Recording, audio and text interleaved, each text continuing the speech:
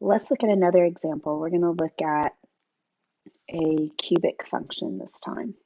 So our f of x is going to be the cubed root of x, and g of x is going to be the cubed root of negative 8x.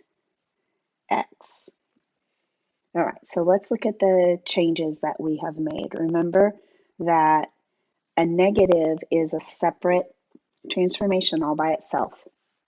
All right, so that negative sign inside with x, it's under the radical with x, means that it's changing horizontal numbers, so it's got to be reflecting over the y.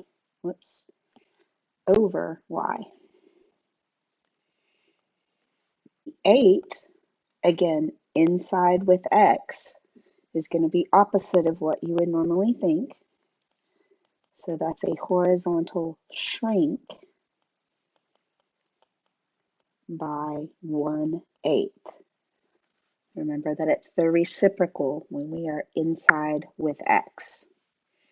All right, so let's take a look at what our graph for that is going to look like. We're expecting it to flip across the y-axis, so our S shape is going to be kind of the opposite of our parent function, and we're also expecting a horizontal shrink. So we're expecting it to shrink away from the horizontal axis and more towards the vertical. All right, here we go. Again, red is our original and blue is our new. And you'll notice that the blue one looks a little fatter. It's gotten further away from the horizontal axis. It's shrinking away from the horizontal axis. And also notice that the shape of our S curve has completely flipped around. To pick a point out, the 0, 0 point is still good. Okay, well, 0, 0 right there.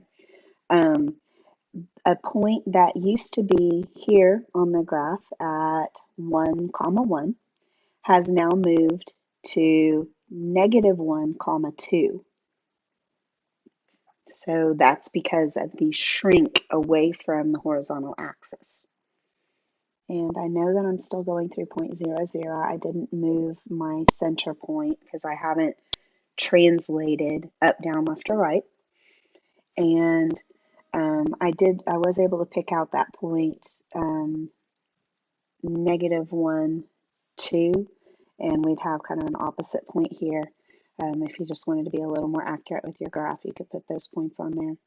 And our graph is going to look something like this. Still kind of an S shape, but it's gotten a little fatter. Mine's not looking so good. Hopefully you can draw an S shape a little better than that. But my center point is at 0, 0. Domain and range, this is a cubic function, and we said that those are never going to change. So domain is all real numbers and range is all real numbers.